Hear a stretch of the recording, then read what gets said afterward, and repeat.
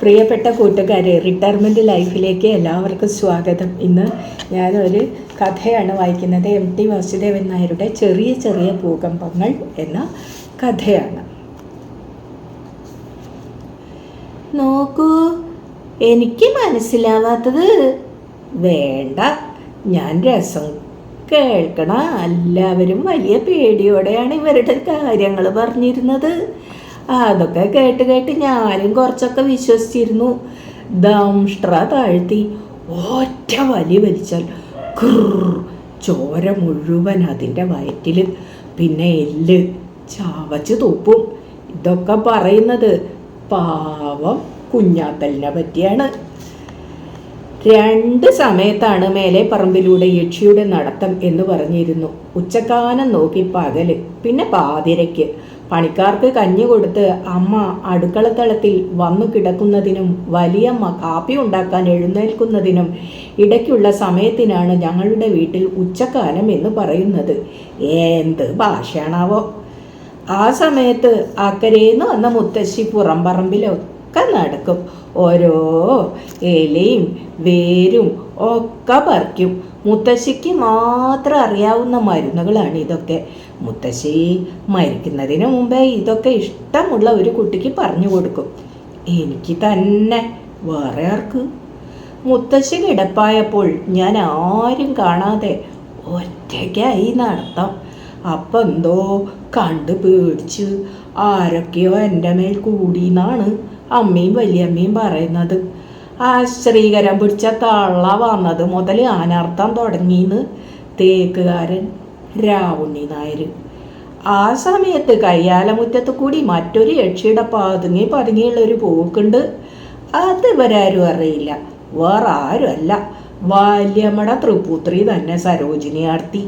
ഇല്ലക്കാരുടെ പുറത്തെ കുളത്തിൽ ചൂണ്ടലിട്ടിരിക്കണ ഗന്ധർവനെ ഇവർ കാണില്ല. അവിടേക്കാണ് പോക്ക്. ഉച്ചക്കാലം നോക്കി പടിഞ്ഞാറ്റയുടെ കുത്തഴിയിലൂടെ ആടിനെ മേയ്ക്കാനെന്നും പറഞ്ഞ് നടക്കണ നാണിക്കുട്ടിയോട് കയ്യും കലാശവും കാണിച്ച് നിൽക്കണ ഒരാളുണ്ട്, എൻ്റെ ഏട്ടൻ. ബാധ അയാൾക്കാണ്. പക്ഷേ ഇതൊക്കെ ആരോട് പറയാൻ? വല്ലതും രസം പറഞ്ഞിരിക്കാമെന്ന് വെച്ച് ചെന്ന ചാരുവടിയുടെ മേത്താരണയിൽ മുടി വരുത്തിയിട്ട് സിനിമാക്കാരുടെ ചിത്രങ്ങളുള്ള ഓരോ ബുക്കുകളും വായിച്ച് കിടക്കണ ആൾ ഓടിക്കും. ആയമ്മയുടെ ഗമ എന്താണ്? പറയുമ്പോൾ എന്നെക്കാൾ 3 വയസ്സേ കൂടുതലുള്ളൂ. നേരെ എടുത്തിയാണ് എന്ന് പറഞ്ഞിട്ടെന്താ? ദയയില്ല. ഒരിക്കൽ ഉച്ചക്കാലത്തിൽ വെറുതെ നടക്കുമ്പോൾ ഊർണിയമ്മാവിൻ്റെ ചോട്ടിലൊരാൾ. അവർ പറഞ്ഞ യക്ഷ്യന്നെ. ഓടാനും വയ്യ, നിലവിളിക്കാനും വയ്യ. അപ്പോൾ കണ്ണും പൂട്ടി അർജുന പൽക്കുന ഉരുവിട്ട് നിന്നു.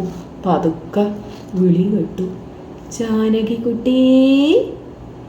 എല്ലാവരും വിളിക്കണ പോലെ ഞാട്ടി എന്നല്ല, എനിക്ക് ആ വിളിയെ ഇഷ്ടമല്ല. ശരിക്കും മുഴുവൻ പേരും പറഞ്ഞ് സ്നേഹത്തിലുള്ള വിളിയാണിത്. കണ്ണ് തുറന്ന് നോക്കിയപ്പോൾ അടുത്ത് കുഞ്ഞാത്തിൽ നിൽക്കണു. യക്ഷി എന്ന് പറഞ്ഞാൽ മുമ്പ് കുന്നംകുളത്തിൻ്റെ അടുത്ത് വേളി കഴിച്ചു കൊണ്ടുപോയ ആത്തേമാര് കുട്ടിയില്ലേ, അതുപോലെ ഇരിക്കും. കരയും കുറിയുള്ള വെള്ളമുണ്ട്, ബ്ലൗസും വെള്ള, പിന്നെ ആകെ ഒരു ശീലപ്പുതപ്പ്, ചോന്ന ചാന്തോണ്ട് പൊട്ട്, കാതിൽ ചിറ്റ്, കഴുത്തിൽ കാശിമാല. ജാനകുട്ടി എന്താ ഒറ്റയ്ക്ക്? ഞാൻ ആദ്യം ഒന്നും പറഞ്ഞില്ല. ജാനകി കുട്ടിയുടെ മുത്തശ്ശിയമ്മ ഇപ്പം എന്തേ വരാത്തത്? സംസാരിക്കുമ്പോൾ ഞാൻ വായിലാണ് നോക്കിയിരുന്നത്. പേടിക്കുന്നുണ്ട് എന്ന് തോന്നാൻ പാടില്ലല്ലോ. ഞാൻ വെറുതെ ചോദിച്ചു, ദംഷ്ട്ര എവിടെ? ആത്തേമാരുട്ടി ചിരിച്ചു. ഭംഗിയുള്ള പല്ല്, അത് കൊല്ലേണ്ടവരെ കാണുമ്പോഴേ വരൂ എന്ന് പറഞ്ഞു. അത് വിചാരിച്ച് ഒരാളും കളിക്കാൻ കൂടുന്നില്ല. താഴത്ത് പൊളിഞ്ഞു കിടക്കണ ഒരു പേർത്തറയുണ്ട്. പണ്ട് അവിടെ ഇല്ലത്തെ ഏതോ പണിക്കാരി താമസിച്ചിരുന്നു. അതിൻ്റെ ചുറ്റിലും നേലപ്പനയുടെ കാടാണ്. അവിടെ ഇരുന്ന് യക്ഷി മടിയിൽ നിന്ന് വെറ്റിലയും അടക്കയും എടുത്ത് മുറുക്കി 3 കൂട്ടാൻ എനിക്ക് മോഹമൊക്കെ തോന്നി. അത് മനസ്സിലായി യക്ഷിക്ക്. കുട്ടിയോള് മുറുക്കാൻ പാടില്ല. ഞാൻ നല്ല നല്ല ചെറിയ കല്ലുകൾ നോക്കി പെറുക്കിക്കൊണ്ടുവന്നു. ഞങ്ങൾ പിന്നെ ഇരുന്ന് കൊത്തങ്കല്ല് കളിച്ചു. ഹായ്, ഒരു പിടിക്ക് 4-5 പേർക്കുന്ന കാണണം. ജയിച്ചത് കുഞ്ഞാത്തിൽ തന്നെ. ഞാൻ അങ്ങനെ വിളിക്കുന്നതാ യക്ഷിക്ക് ഇഷ്ടം. നാളെ ജാനകിക്കുട്ടി ജയിച്ചോളോ? യക്ഷി ചിരിച്ചു. തോറ്റാലും കളിക്കാൻ ഒരാളുണ്ടായല്ലോ. യക്ഷികൾക്ക് വാക്കിന് വ്യവസ്ഥയുണ്ട്. നാളെ തരാം എന്ന് എൻ്റെ ഏടത്തി പറഞ്ഞ ഒഴിവാക്കലാണ്, തരില്ല. ഇവരങ്ങനെയല്ല. പിറ്റേന്ന് ശരിക്കും ഞാനാ ജയിച്ചത്. സന്ധ്യയ്ക്ക് മുത്തശ്ശിയാണ് നാമം ചൊല്ലി തരുന്നത്. ഇപ്പോൾ തുടങ്ങിയതാണ് തള്ളയെ കൊണ്ടൊരു ഉപകാരം അങ്ങനെ ഉണ്ടാവട്ടെ എന്ന് മുത്തശ്ശി കേൾക്കെ അമ്മ ഒരിക്കൽ പറഞ്ഞു. അതിൻ്റെ ശേഷം അമ്മയുടെയും വല്യമ്മയുടെയും അമ്മയാണ് ശരിക്കുള്ള മുത്തശ്ശി. ഞാൻ കണ്ടിട്ടില്ല, മുമ്പേ മരിച്ചു. അവരുടെ താഴെയുള്ള ആളാ ഈ അക്കരന്ന് വന്ന മുത്തശ്ശി. മക്കളാരും നോക്കാത്തത് ഈ തള്ളയുടെ ശീലഗുണം കൊണ്ട് തന്നെ. ഏട്ടാ, ഈ മുത്തശ്ശിയെ പറ്റിയാണ് അമ്മയും വലിയമ്മയും ഇരുന്ന് പറയുന്നത്. ചീത്ത പറയാൻ വേറൊരു ഭാഷയാണ് ഏട്ടാ. വയ്യാണ്ടെ കിടപ്പായപ്പോൾ അമ്മ സങ്കടപ്പെട്ടു. ഇനി ആ ശ്രീകരത്തിൻ്റെ ശുശ്രൂഷയ്ക്ക് ഞാൻ വേണം. ഓരോ അനർത്ഥങ്ങൾ വന്നു ചേരും. യക്ഷിയെ കണ്ടതും ഞങ്ങൾ കൊത്തങ്കല്ല് കളിച്ചതും ഞാൻ സന്ധ്യയ്ക്ക് അക്കരെ മുത്തശ്ശിയോട് പറഞ്ഞു. മുണ്ടണ്ട, ആരോടും മുണ്ടണ്ട. അവരെ എനിക്കറിയാം. അവരാരും എൻ്റെ കുട്ടിയെ ഒന്നും ചെയ്യില്ല.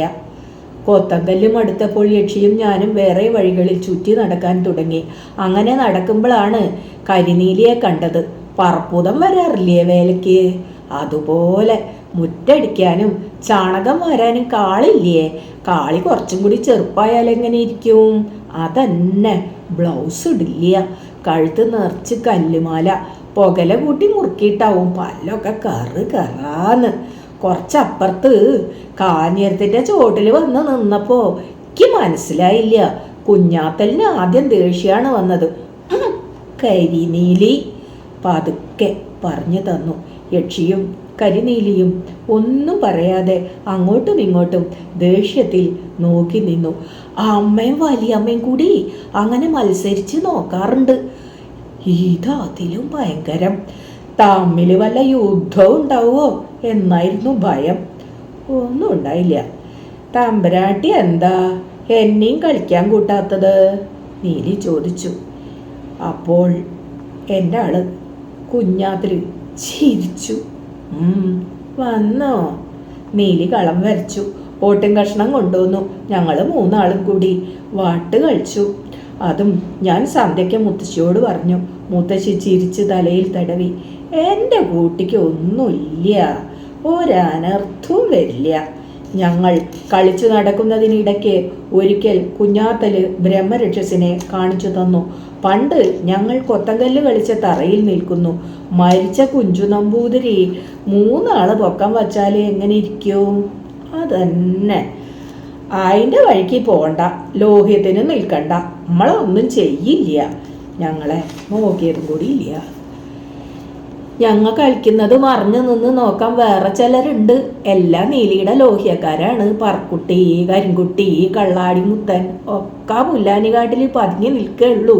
അടുത്തേക്ക് വരുന്നു തോന്നുമ്പോൾ യക്ഷി ഒന്ന് നോക്കും. ഉടനെ അവർ പൊന്തയിൽ മറയും ചെയ്യും.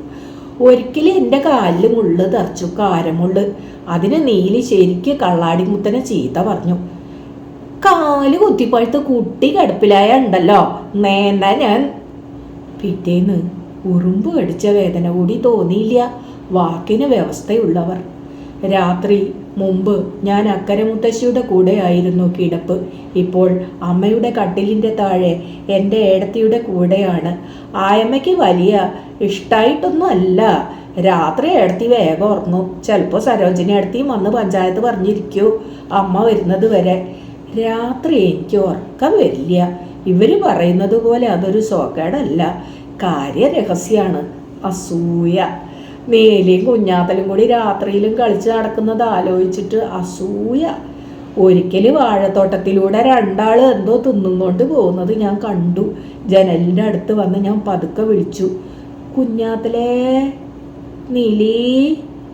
അവർ കേട്ടതേ ഇല്ല. വല്ലാത്ത കൂട്ടര്. അപ്പോഴാണ് അമ്മ എഴുന്നേറ്റതും ഭൂകമ്പമുണ്ടായതും. വിളക്കു കത്തിച്ചു. എല്ലാവരും ഓടി വന്നു. അതിനിപ്പോൾ എന്താ ഉണ്ടായത്? വയ്യാത്തടുത്ത് അക്കരെ മുത്തശ്ശിയും തപ്പിത്തടഞ്ഞു വന്നപ്പോൾ അമ്മ അലറി, തള്ളേ, നിങ്ങളുടെ വക ഇനി അനർത്ഥം ഉണ്ടാക്കണ്ട, വല്ല ദിക്കിലും കെട്ടിപ്പടഞ്ഞ് വീണ് മാരണം.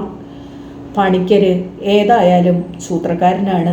അയാൾ ഞാൻ കുഞ്ഞാത്തലിൻ്റെയും നീലയുടെയും കൂടെ കളിച്ചു നടക്കുന്നതൊക്കെ കവടി വെച്ച് നോക്കി കൃത്യമായി പറഞ്ഞു അത്രേ. പക്ഷേ ഇവരുടെ വീട്ടിത്തം കേൾക്കണോ, തെക്കൻ ചൊവ്വയും കൂടെ കൂടിയിട്ടുണ്ട് എന്ന് അയാൾ പറഞ്ഞപ്പോൾ ഇവർ വിശ്വസിച്ചു. അതിൽ പണിക്കരുടെ കണക്ക് കഴിച്ചു. ഇവർ രാവുണ്ണി നായരെ അയച്ച് അന്നകരയിലെ അമ്പലത്തിൽ 101 ഉറുപ്പികയും വെച്ച് ഭഗവതിക്ക് കിട്ടട്ടെ, നല്ലതല്ലേ. എന്നാൽ ഞങ്ങൾ കളിക്കുന്ന വഴി ഒരിക്കലും തേക്കൻ ചൊവ്വയും വന്നിട്ടില്ല, വടക്കൻ ചൊവ്വയും വന്നിട്ടില്ല. വന്നാൽ തന്നെ ഞങ്ങൾ കൂട്ടത്തിൽ കൂട്ടാനും പോണില്ല. ഏത് തരക്കാരിയാണെന്ന് ആരും ഉണ്ടു. അമ്മയ്ക്ക് ഇടയ്ക്ക് സങ്കടം വരും, ഇടയ്ക്ക് ദേഷ്യവും. സൂക്കടായാലെന്ത്, ഇവിടെ ആരെങ്കിലും ചത്താലെന്ത്, ഇവറ്റിൻ്റെ തന്തയ്ക്ക് വല്ല ഇഷലുണ്ടാ? അച്ഛന് വാൽപ്പാറയിൽ ചായത്തോട്ടത്തിൽ പണിയുടെ അടുക്കി എപ്പോഴും ഓടി വരാൻ പറ്റില്ലല്ലോ. ഏട്ട പോയി കണ്ടതാണ്. മൂപ്പ് അധികമായ ഇല നുള്ളിക്കൊണ്ട് വന്ന് അച്ഛൻ എടുക്കില്ല. പൊടിക്കുമ്പോഴൊക്കെ അച്ഛൻ അടുത്ത് നിൽക്കണം. അച്ഛൻ നോക്കാത്തപ്പോൾ ഉണ്ടാക്കുന്ന ചായപ്പൊടി പീഡിയക്കാർക്ക് വിൽക്കുമ്പോഴാണ് മണ്ണ് ചുവയ്ക്കണു, ചായ പുളിവെള്ളമായിരിക്കണു എന്നൊക്കെ ആൾക്കാർ കുറ്റം പറയണത്. ഇവിടെ അവിടെ പണിക്കെന്നും പറഞ്ഞൊരു ഉർവശിയെ കൊണ്ടുപോയി നിർത്തിയ മുതൽക്കാണ് അച്ഛൻ്റെ തല തിരിഞ്ഞത് എന്നാണ് അമ്മ പറയുന്നത്.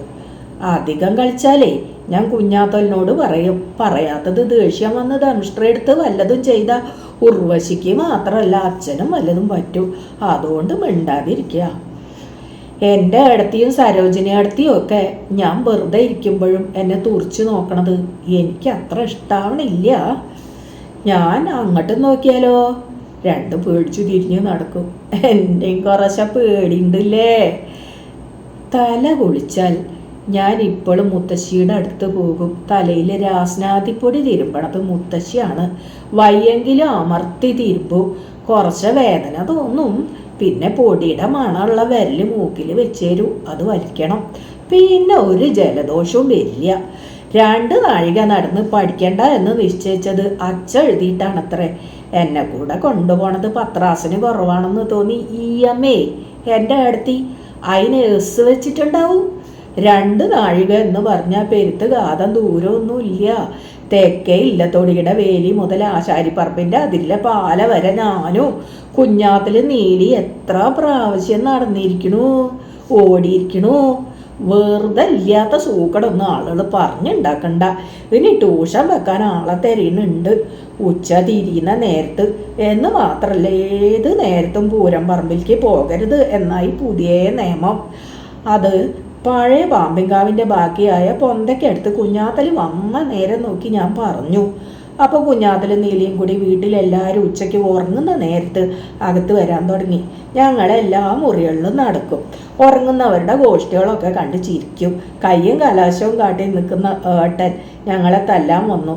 ദംഷ്ട്ര കുറച്ച് നീണ്ടതാണ്, ഒന്നും ചെയ്യരുത് എന്ന് പറഞ്ഞതുകൊണ്ടാണ് കുഞ്ഞാത്തൽ തിരിച്ചു നടന്നത്. നീലിക്ക് ദേഷ്യം വന്ന തുപ്പലാണ്. മേലൊക്കെ പിന്നെ പളുങ്ക് പോലെ വസൂരി പൊന്തും. അത് ഞാൻ തടഞ്ഞിട്ടാണ് ചെയ്യാത്തത്. ഞങ്ങൾ കുറേ നേരം മുത്തശ്ശിയുടെ മുറിയിൽ ഇരുന്ന് തായം കളിക്കും. മുത്തശ്ശിക്കും അത് സമ്മതമാണ്. ഒരിക്കലും അമ്മയോ വല്യമ്മയോ ആരോ ഒരാൾ ഞങ്ങൾ അകത്ത് നടക്കുന്നത് കണ്ടു. പിന്നെയും ഭൂകമ്പം. വേറൊരു പണിക്കരെ വരുത്തി. ഒരാളല്ല 2 ആള്. കൂട്ടത്തിൽ എല്ലാവരുടെ ജാതകം നോക്കലും നടക്കൂലോ. അച്ഛന് കൈവശം കൊടുത്ത ഉർവശിയുടെ കാര്യം അമ്മയ്ക്ക് അറിയണം. എനിക്ക് വേണ്ടി മാത്രമല്ല ഇവരുടെ വരയ്ക്കലും കവടി ആൾക്കലും ശ്ലോകം ചൊല്ലലും. കല്യാണക്കാര്യം പറയുന്നത് എപ്പോഴാണ് എന്നറിയാൻ കാതും കൂർപ്പിച്ച് ഒരാൾ തെക്കിനിയിൽ ചുറ്റിപ്പറ്റി നടക്കുന്നുണ്ട്. അതാണ് ശരിക്കുള്ള ഭൂതത്താൻ. സരോജിനി അടുത്തി കല്ലടിക്കോട്ടുന്ന ഒറ്റ വലിയ മന്ത്രവാദിയെ വരുത്താൻ നിശ്ചയിച്ചു. തേക്കുകാരൻ രാവുണ്ണി പോയി ദിവസം നിശ്ചയിച്ച് ചാർത്ത് വാങ്ങി വന്നു. അവരിരുന്ന് മന്ത്രവാദിയുടെ വലിപ്പം പറയുന്നത് ഞാനും കേട്ടു കുറച്ചൊക്കെ. ഉടൻ ഞാൻ കുഞ്ഞാത്തലിനെ വിളിച്ചു. ചെയ്യാൻ പോകുന്നത് അവരറിയണമല്ലോ. കൈക്കോട്ട് തീയിലിട്ട് പഴുപ്പിക്കും. കാഞ്ഞിരമുട്ടിയിൽ ആണിയടിക്കും. എരിപൊരി സഞ്ചാരം കൊണ്ട് നാട്ടിൽ നിന്ന് തന്നെ ഓടിപ്പോകേണ്ടി വരും. നീലിയും കുഞ്ഞാത്തലും അത് കേട്ട് ചിരിച്ചതേ ഉള്ളൂ. മുത്തശ്ശിയോട് പറഞ്ഞപ്പോൾ മുത്തശ്ശിക്കുണ്ട് ഒരു ചിരി. എന്നെ ഇരുത്തിയിട്ടാണ് വയസ്സം കല്ലടിക്കോടെ പൂജ നടത്തിയത്. ഒരുപാട് വിളക്കുകള്, ചക്രം പോലെ ഒരു കളം. കുറച്ചൊക്കെ പേടി തോന്നി. കുഞ്ഞാത്തലും നീലിയും വന്ന് എൻ്റെ പിന്നിൽ നിന്നപ്പോഴേ ഒരു സമാധാനം തോന്നിയുള്ളൂ. ഏങ്ങി വലിച്ച് മുത്തശ്ശിയും വന്നിരുന്നപ്പോൾ എനിക്ക് ധൈര്യമായി. കാഞ്ഞിരമുട്ടിയിൽ ആണിയടിക്കുമ്പോൾ ഞാൻ തിരിഞ്ഞു കുഞ്ഞാത്തലിനെ നോക്കി. കുഞ്ഞാത്തൽ ദേഷ്യത്തിലാണ്. നീലി കണ്ണിറുക്കി കുഞ്ഞാത്തലിനെ പറ്റി എന്തോ ഒരാംഗ്യം കാണിച്ച് ചിരിച്ചു.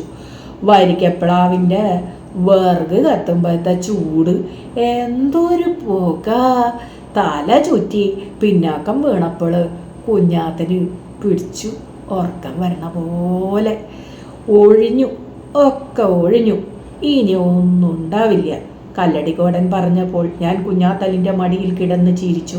കുഞ്ഞാത്തല് സ്വകാര്യം പറഞ്ഞു, ചെവിയിൽ ഉറങ്ങിക്കോളോ ജാനകിക്കുട്ടി, ഉറങ്ങിക്കോളോ. കളഭത്തിൻ്റെയും കോടിമുണ്ടിൻ്റെയും മണമുണ്ട് കുഞ്ഞാത്തലിന്. അതിൻ്റെ പിറ്റേ ദിവസം വലിയച്ഛൻ വന്നു. സരോജിനിയടത്തിയുടെ അച്ഛൻ. എൻ്റെ അച്ഛൻ എന്നാണാവോ വരുന്നത്? മുത്തശ്ശി പറഞ്ഞു. 2 മാസത്തെ ലീവേ ഉള്ളൂ. അതിനു മുമ്പ് സരോജിനിക്കുട്ടിയുടെ കല്യാണം നടത്തണം. ആളെ നിശ്ചയിച്ചിരിക്കുന്നു. വലിയച്ഛൻ്റെ കമ്പനി തന്നെ പണിയെടുക്കുന്ന ഒരു ശങ്കരനാരായണൻ.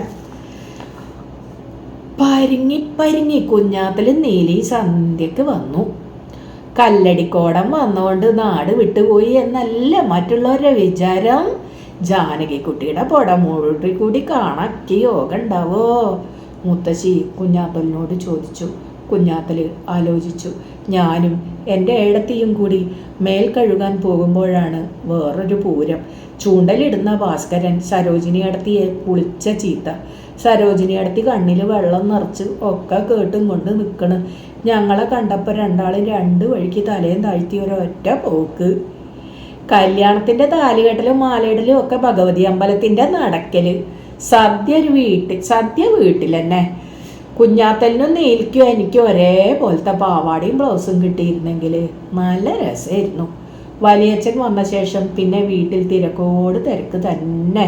ഒരുപാട് ആളുകൾ വരുന്നു പോകുന്നു. നിശ്ചയത്തിൻ്റെ ദിവസം തന്നെ ഉണ്ണാൻ 10-40 ആളുണ്ടായിരുന്നു.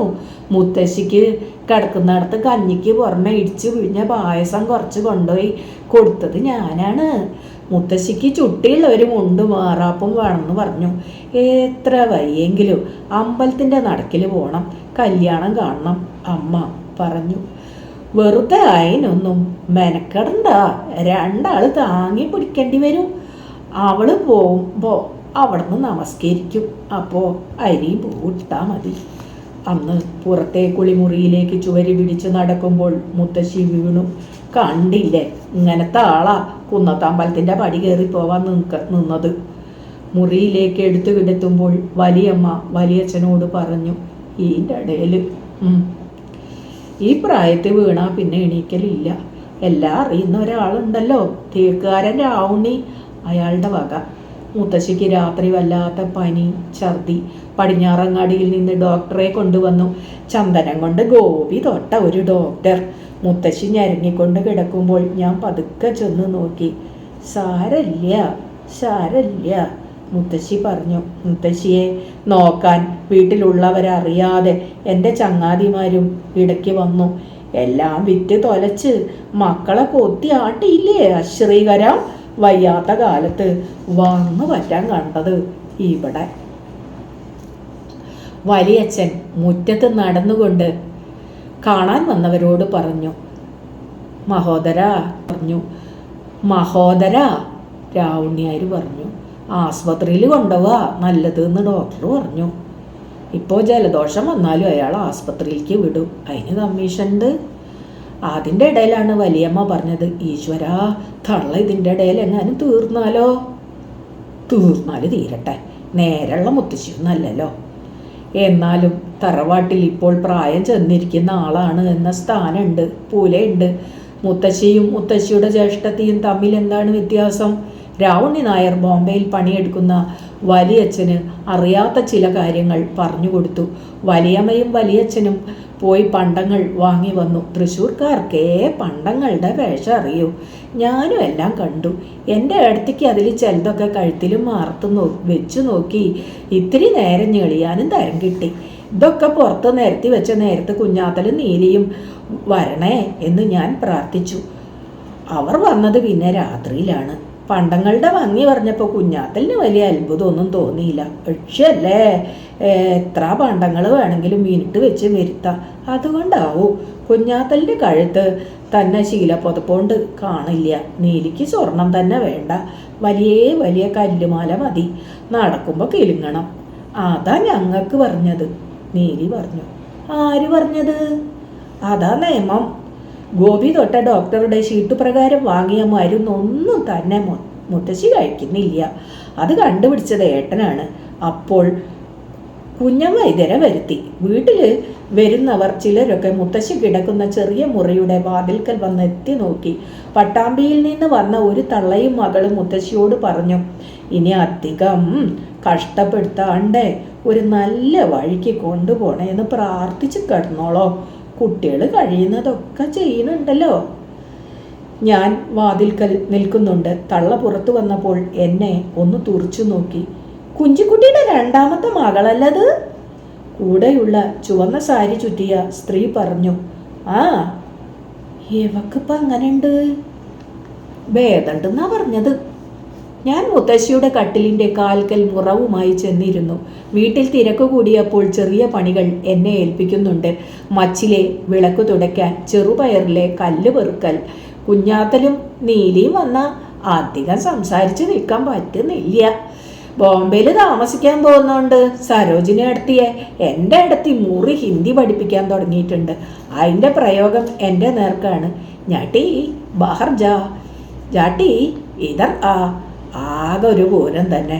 ഞാനത് സന്ധ്യയ്ക്ക് പന്തലിൻ്റെ അടുത്ത് നിന്ന് കുഞ്ഞാത്തലിനോടും പ്രയോഗിച്ചു നോക്കി.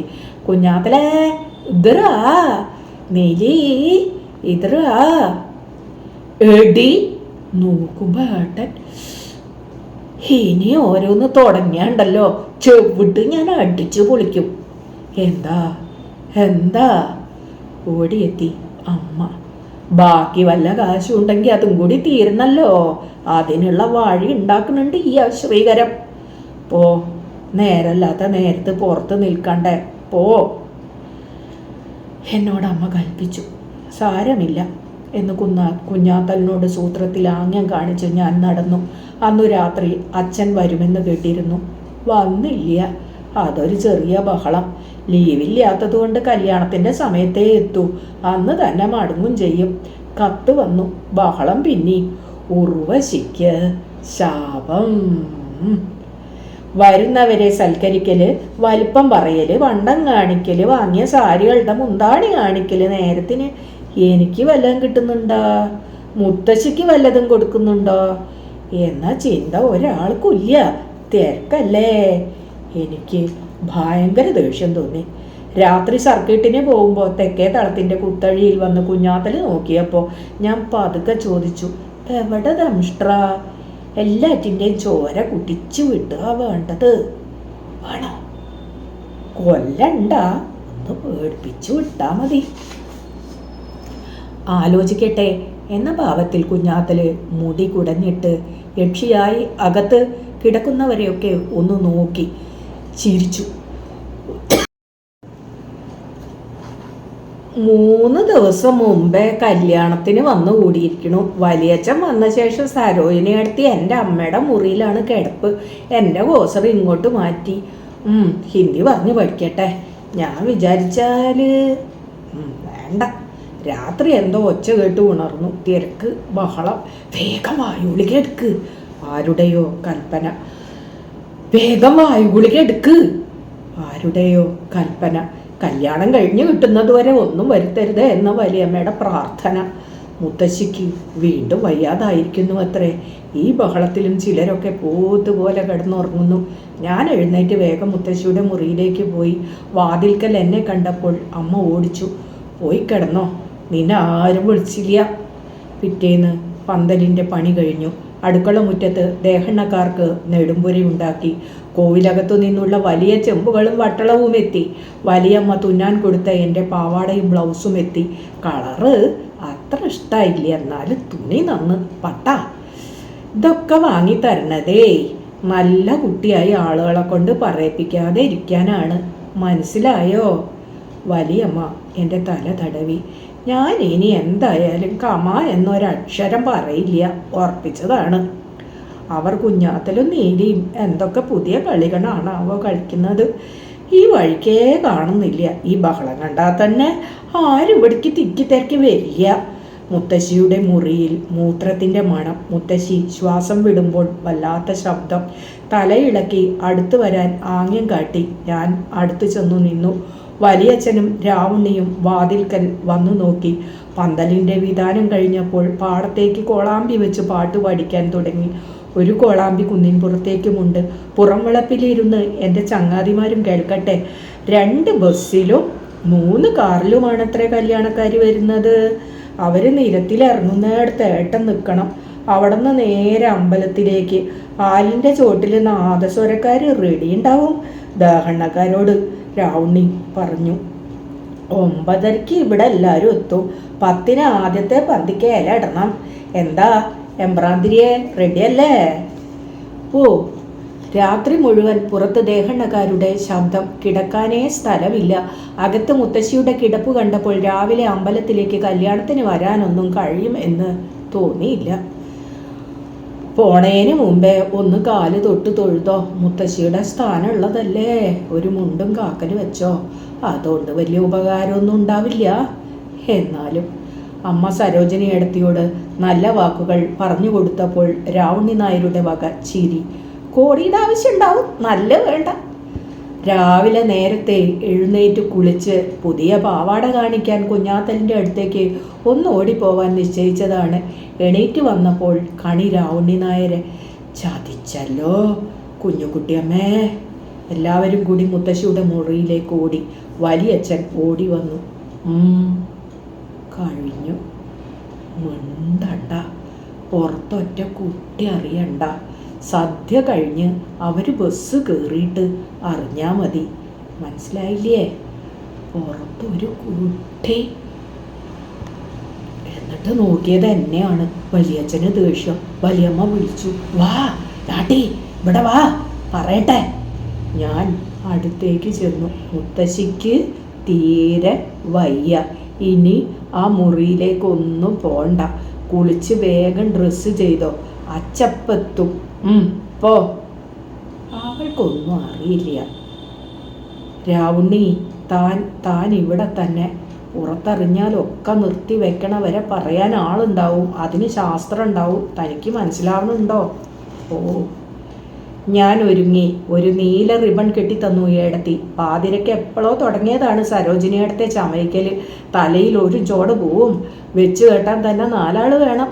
സത്യം പറഞ്ഞാലോ, പൂവും പട്ടങ്ങളും എല്ലാം കൂടി കെട്ടി ഞാത്തിയിട്ടപ്പോൾ സാധാരണ കാണണം അത്രയും കൂടി ഭംഗി തോന്നിയില്ല എനിക്ക്. എന്താ നിൽക്കണ്? ഇറങ്ങിക്കോളിയും പെണ്ണുങ്ങളെ വേഗം. പെണ്ണുങ്ങൾ പുറത്തേക്ക് ഇറങ്ങുമ്പോൾ ഞാൻ ഓർമ്മിപ്പിച്ചു. സരോജിനിയടുത്തി മുത്തശ്ശിയെ നമസ്കരിക്കണ്ടേ? പണേ തോളയാരം പറയാണ്ട് നടന്നോ. എൻ്റെ അമ്മയുടെ വക. അച്ഛൻ വരാത്ത ദേഷ്യവും അതിലുണ്ട്. മുത്തശ്ശിയുടെ വാതിൽക്കൽ ഒന്ന് നിന്നതും കൂടി ഇല്ല ആരും. ഞാൻ ഇടനാഴിയിൽ സംശയിച്ചു നിന്നു. എടി, എന്താ അവിടെ വട്ടം തിരിയണ്? നടക്ക്. വലിയമ്മയുടെ ചീത്ത. ഞാൻ അകത്തു നിന്നു നേരെ വെള്ളം കുടിക്കാനെന്ന് പറഞ്ഞ് അടുക്കളയിലേക്ക് നടന്നു. അവിടെ നിന്ന് ഞാൻ നേരെ നെടുമ്പുരയുടെ പിന്നിലൂടെ ഓടി. ഓടുമ്പോൾ പട്ടുപാവാടയുടെ ശബ്ദമുണ്ട്. നല്ല രസാ. പൂരത്തറയുടെ അടുത്ത് മുടി ചീക്കിക്കൊണ്ട് കുഞ്ഞാത്തൽ ഇരിക്കുന്നുണ്ട്. കുഞ്ഞാത്തൽ തനിച്ചാണ്. ഒന്ന് നമസ്കരിക്കണ്ടയാ സരോജിനി അടുത്തി. ഒന്ന് നമസ്കരിക്കാണ്ടയാ സരോജിനി അടുത്തി പോയതേ. കുഞ്ഞാത്തല് ഒന്നും പറഞ്ഞില്ല. എനിക്ക് ദേഷ്യം വന്നു. വലിയ യക്ഷിയാണ് പറഞ്ഞിട്ട്. മുത്തശ്ശിയുടെ സൂക്കെടുത്തിരി മാറ്റിക്കൂടെ? കല്യാണം കാണാൻ മോഹം ഉണ്ടാവില്ലേ? കുഞ്ഞാത്തല് ചിരിച്ചു. പാലക്കൊമ്പത്തേക്ക് പറക്കുന്നൊക്കെ പറയണത് ശുദ്ധ പൊളിയായിരിക്കും. കുഞ്ഞാത്തൽ എന്നെ നോക്കി. ഞാനും വരാം കല്യാണത്തിന്. മുത്തശ്ശിയെ വിളിച്ചു വാ, ഞങ്ങൾ പഠിക്കൽ നിൽക്കാം. ഞാൻ സംശയിച്ചു നിന്നപ്പോൾ കുഞ്ഞാത്തല് പറഞ്ഞു, ഞാനാ പറയണത്, മുത്തശ്ശി വരൂ, വിളിച്ചോ. ഞാൻ തിരിച്ചു ഓടി. വീടിനകത്ത് കയറിയപ്പോൾ രാവണി നായർ ചോദിച്ചു, എന്താ കുട്ടി ഇവിടെ? മുത്തശ്ശി മുത്തശ്ശി മുത്തശ്ശിയുടെ വാതിൽക്കൽ വെച്ച് രാവണി നായർ പറഞ്ഞു, പോവണ്ട കുട്ടി, അമ്പലത്തിൽ പോവാണ്ട, ഇവിടെ എന്തിനാ ചുറ്റിത്തിരിയണ്? മുത്തശ്ശി വരണുണ്ട്. മുത്തശ്ശി മരിച്ചു കുട്ടിയെ, ആരോട് സദ്യ കഴിയണവരെ പറയണില്ല. കുട്ടി ഇത് കൊട്ടി ഒഴിക്കാനും പോണ്ട, അകത്ത് കയറി ഇനി അത് കണ്ടു പേടിച്ചിട്ട്. ഞാൻ അത് കേൾക്കാതെ വാതിലുന്തിയപ്പോൾ അയാൾ ദേഷ്യത്തിൽ നോക്കി, കേറിക്കോ, എനിക്കെന്താ. അയാൾ തടഞ്ഞത് കൂട്ടാക്കാതെ ഞാൻ വാതിൽ പെട്ടെന്ന് തുറന്നു. മുത്തശ്ശി അനങ്ങാതെ കിടക്കുന്നു. കഴുത്ത് വരെ പൊതിച്ചിട്ടുണ്ട്. ദേഷ്യം പിടിച്ച് മരിച്ച മാതിരി കിടക്കാവും. ചിലപ്പോൾ അമ്മോടും വലിയമ്മോടും പിണങ്ങി ഭക്ഷണം കഴിക്കാതെ കിടക്കാറുണ്ട്. മുത്തശ്ശിക്കും അങ്ങനെ പല സൂത്രങ്ങളുണ്ട്. കല്യാണം കാണാതെ മുത്തശ്ശി മരിക്കാൻ പാടില്ല, മരിക്കാൻ സമ്മതിക്കില്ല. മുത്തശ്ശി വരണില്ലേ? ഇത് ഞാനാ. വാതിൽക്കൽ നിന്ന് രാവണി നായരുടെ ഒരു പരിഹാസം. മുത്തശ്ശി, ഞാൻ പറഞ്ഞില്ലേ, വേഗം കണ്ണ് തുറന്നു. ഇപ്പോഴോ മുഹൂർത്തായി, നമുക്ക് പോണ്ടേ. മുത്തശ്ശി എഴുന്നേറ്റിരുന്നു. മുണ്ട് മാറ്റണോ? മുത്തശ്ശി മുണ്ട് കുടഞ്ഞുകൊടുത്തു. പുതപ്പ് തലവഴിയിട്ടു. കട്ടിലിൽ നിന്നിറങ്ങി വേഗത്തിൽ എൻ്റെ കൈ പിടിച്ചു നടന്നു. പുറത്ത് പരിഹാസത്തിലിരിക്കുന്ന രാവണി നായരെ ഒന്നു നോക്കി ഞാനും മുത്തശ്ശിയും നടന്നു. മുറ്റത്ത് നീലിയും കുഞ്ഞാത്തലും പറഞ്ഞ പോലെ ഞങ്ങൾ 4 ആളും കൈ കോർത്ത് പിടിച്ച് ഓടി. മുത്തശ്ശിക്ക് ഞങ്ങളെക്കാൾ വേഗത്തിൽ ഓടാൻ കഴിയുന്നതാണ് അത്ഭുതം. മുത്തശ്ശിയാണ് ഞങ്ങളെ പിടിച്ചു വലിച്ചും കൊണ്ട് ഓടുന്നത്. ഇടവഴി കയറി ആലിഞ്ചോട്ടിലെത്തിയപ്പോൾ നാദസ്വരം കേട്ടു. ചുറ്റമ്പലത്തിലെ തിരക്കിനിടയ്ക്ക് ഞങ്ങള് തിക്കി കയറിയപ്പോൾ ഒരാൾ ഞങ്ങളെ നോക്കിയില്ല. മുത്തശ്ശി ചിരിച്ചും കൊണ്ട് എല്ലാം കണ്ടു.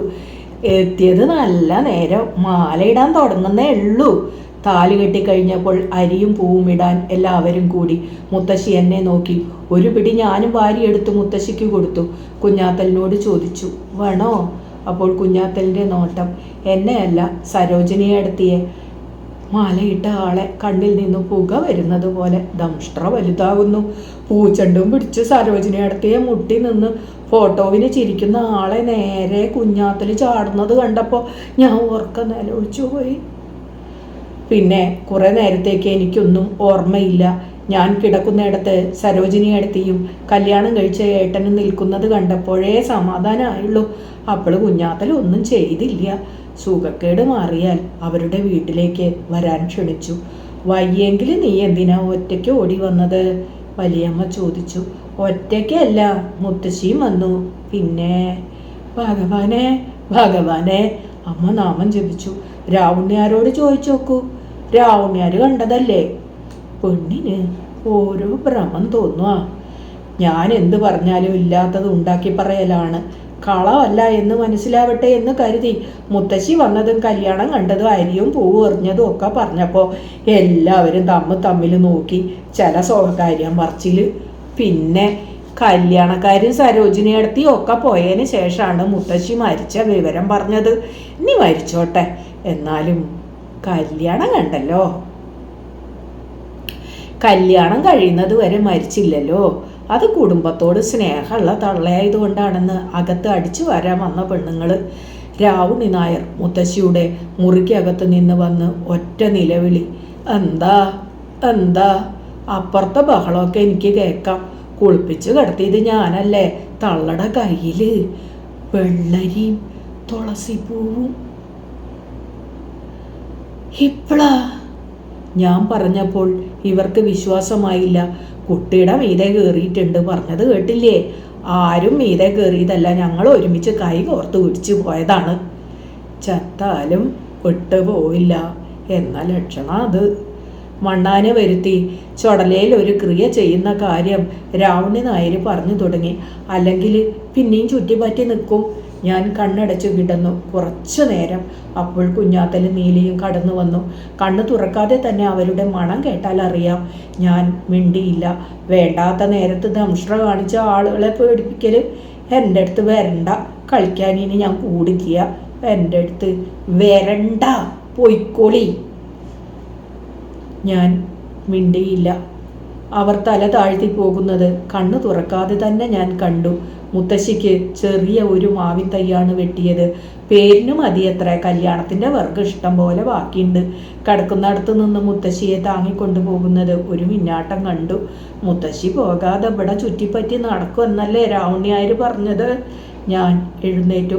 തളത്തിലെ കുത്തഴിയിലൂടെ നോക്കിയാൽ കാണാം, കശുമാവിൻ്റെ അടുത്താണ് വിറക് കൂട്ടിയിരിക്കുന്നത്. 5-6 ആളുണ്ട്.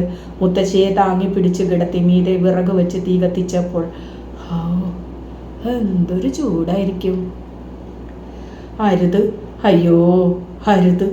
ആകെ പുക, ഒന്നും കാണാനേ ഇല്ല. അല്ല, പുകയിൽ നിന്ന് ആകെ മൂടി പുതച്ച് പുറത്ത് വരുന്നത് അതെ മുത്തശ്ശി തന്നെ. അതെ, മുത്തശ്ശി മരിക്കില്ല, ഇവിടം വിട്ട് പോവില്ല. എന്തൊക്കെ ബാക്കി കിടക്കണു. പൊള്ളലിന്, മുറുക്ക്, മുണ്ടി വീക്കത്തിന് ഒക്കെ അരച്ചിടാൻ പറ്റിയ ഇലയും വേരും എനിക്ക് കാണിച്ചു തന്നിട്ടില്ല.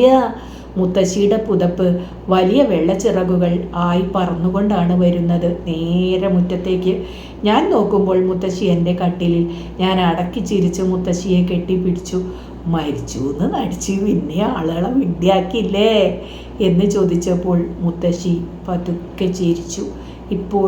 ഇപ്പോൾ മുത്തശ്ശി എവിടെയാണെന്നറിയോ? ചേച്ചി ഇവിടുത്തെ നേഴ്സല്ലേ? എന്താ നേഴ്സുമാരുടെ വെള്ളക്കുപ്പായ ഇടാത്തത്? വന്നവരൊക്കെ പോയിക്കോട്ടെ, അതിനെന്താ? വേറൊരാൾ വന്നത് പോയിട്ടില്ല. ആരാന്നാ വിചാരോ? നേരെ പിന്നിലുണ്ട്. ആ മുക്കിൽ എൻ്റെ പട്ടിൻ്റെ പാവാടയും കൊടുത്ത് മുടി പറ്റ വെട്ടിയിരിക്കണത് ആരാന്നറിയോ? മുത്തശ്ശി തന്നെ. നമുക്ക് കളിക്കാം. ചേച്ചിയും വരൂ. മുത്തശ്ശിയും ചേച്ചിയും. പിന്നെ എന്താ ഓടുന്ന്? എന്തിനാ ഒച്ചിട്ട ആളുകളെ വിളിക്കണ്? തുടങ്ങിയോ ഇവിടെയും ഭൂകമ്പം? മുത്തശ്ശി അല്ല, മുത്തശ്ശിയും പോയോ? ഇല്ല. മുത്തശ്ശി ജനലിന്മേൽ എങ്ങനെ എത്തി? അത് ശരി, കൈ പിടിച്ച് മുത്തശ്ശി അകത്തേക്ക് ഇറക്കുന്നത് അത് അവരെ തന്നെ. ഓ, അവരും എത്തി. വിഡി, നിന്റെ ഒരു പിണക്കം. ഞങ്ങൾ എവിടേക്കും പോയിട്ടില്ല. കുഞ്ഞാത്തന് ചെവിയിൽ സ്വകാര്യം പറഞ്ഞു. ഇപ്പോൾ കൊത്തങ്കല്ലാടാനും വട്ട് കളിക്കാനോ മുത്തശ്ശി അടക്കം ഞങ്ങൾ 4 പേരായി. ഞാനും മുത്തശ്ശിക്കുട്ടി ഒരു പങ്ക്. നിങ്ങൾ 2 ആളും സമം. രസം ഇതിലും മീതെ എന്താ ഇനി ഒരു രസം വേണ്ടത്?